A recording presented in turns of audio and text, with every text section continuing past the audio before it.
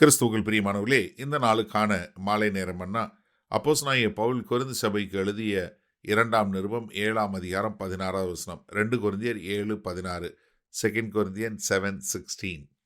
ஆகையால் எல்லா விதத்திலும் உங்களை குறித்து எனக்கு திட நம்பிக்கை உண்டாயிருக்கிறது என்று சந்தோஷப்படுகிறேன். அதாவது ஒரு நம்பிக்கை பாருங்க, கர்த்தருடைய காரியத்திலும் கர்த்தருடைய பிள்ளைகள் மேலும் அப்போஸ்தலனாகிய பவுல் வைத்திருக்க நம்பிக்கை அசைக்க முடியாத ஒரு நம்பிக்கை. இது 2 கொரிந்தியர் 2வது அதிகாரம் 3வது வசனத்தில் எழுதும்போது என்ன சொல்றாரு? என்னுடைய சந்தோஷம் உங்கள் எல்லாருக்கும் சந்தோஷமாய் இருக்கும் என்று நான் உங்கள் எல்லாரையும் பற்றி நம்பிக்கையுள்ளவனாய் இருந்து.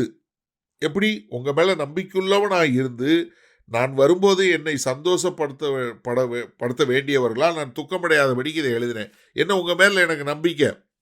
அதாவது 8வது அதிகாரம் 22வது வசனம் சொல்லும்போது 2 கொரிந்தியர் 2:8-22, மேலும் அநேக காரியங்களில் ஜாக்கிரதை இல்லவென்று நான் பலமுறை கண்டறிந்தவனோ இப்பொழுது உங்கள் மேலுள்ள மிகுந்த நம்பிக்கையினாலே அதிக ஜாக்கிரதையுள்ளவனுமாகிய நம்முடைய சகோதரனையும் இவர்களோட அனுப்பியிருக்கிறோம். எப்படி?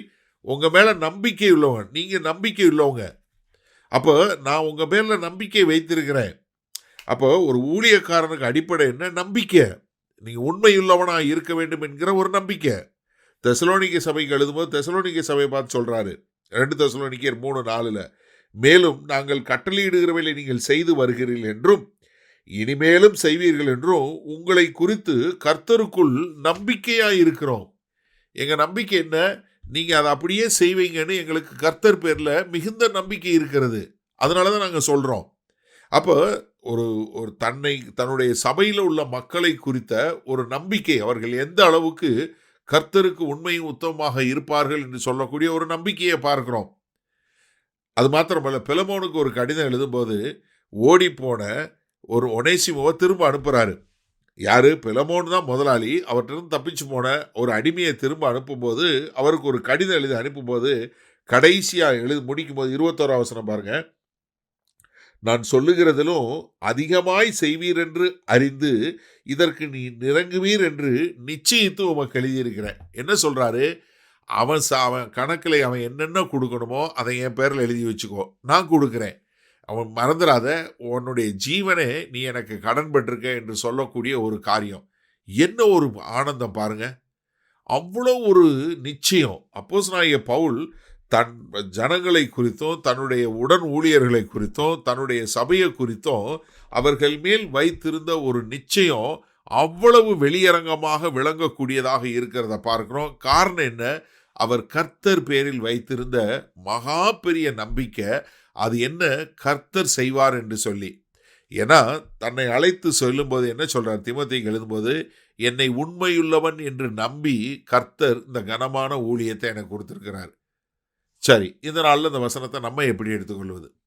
எனக்கு அருமையானவர்களே, நம்பிக்கை மிக மிக முக்கியம். அதில் இங்கே சொல்லும்போது திட நம்பிக்கை. அதாவது கர்த்தர் சொன்னாரு, கர்த்தர் சொன்னா செய்வாருன்னு கர்த்தர் பேரில் திட நம்பிக்கை வைக்கும்போது அதே நம்பிக்கை எங்கே உண்டாகிறது? கர்த்தருடைய பிள்ளைகள் பேரில் உண்டாகுது. ஏன்னா இப்போ நம்ம ஒருத்தர் நம்பி செய்வார், இவரை சொல்லி இவர் சொன்னால் இவர் செய்வார் என்கிற நம்பிக்கை நமக்கு எப்படி உண்டாகிறது? அவர்களோடு நாம் பயணிக்கும் போது அவர்கள் செய்கிற காரியங்களை நம்ம பார்க்குறோம். அதன் மூலமாய் அவர்கள் ஒவ்வொரு நாளும் அவங்களோட பழகும்போது நம்ம என்ன பண்ணுறோம்? அவர் வர்றேன்னு சொல்கிறாரு, எத்தனை மணிக்கு வர்றேன்னு சொல்கிறாரோ அத்தனை மணிக்கு வந்தார்னா ஓகே, கரெக்டாக வருவார், ஒரு நம்பிக்கை. இல்லை இது செய்வேன்னு சொல்லி சொன்னார்னா அவர் செய்கிறாரு. முதல் முறை செய்கிறார், 2வது முறை செய்கிறாரு. ஏன் நம்ம ஒரு கிறிஸ்தவ மேலே உள்ள நம்பிக்கை வைக்கிறோன்னா, கர்த்தர் அவர் சொன்னதை செய்யக்கூடியவர். நமக்கு கர்த்தர் மேலே நமக்கு நம்பிக்கை இருக்கு. இப்போ நீங்கள் யாரோட பிள்ளை? சொன்னதை செய்கிற தேவனுடைய பிள்ளைகள். அப்போ சொன்னதை செய்கிற தேவனுடைய பிள்ளைகளாக இருந்தால் நீங்கள் எப்படிப்பட்ட மக்களாக இருக்கணும்? சொன்னதை செய்யக்கூடிய மக்களாக இருக்கணும். அப்போ தான் உங்கள் பேர்லேயும் நம்பிக்கை உண்டாகும். பவுல் அதனால தான் என்ன சொல்கிறாரு? நான் உங்கள் பேரில் திட நம்பிக்கையாக இருக்கிறேன். கொரிந்து சபை மேலே நீங்கள் ஏற்றுக்கொண்டு நீங்கள் வழி மாறி கர்த்தருக்கென்று வாழ்வீங்க அப்படிங்கிற ஒரு திட நம்பிக்கை என்கிட்ட இருக்குது. தெசலோனிக்கே சபைக்கு சொல்லும்போது உங்ககிட்ட திட நம்பிக்கை இருக்குது. அது மாத்திரமல்ல, பிலமோனுக்கு எழுதும் போதும் எனக்கு திட நம்பிக்கை இருக்குது, அதிகமாக நிச்சயித்திருக்கிறேன் என்று சொல்லக்கூடியதா.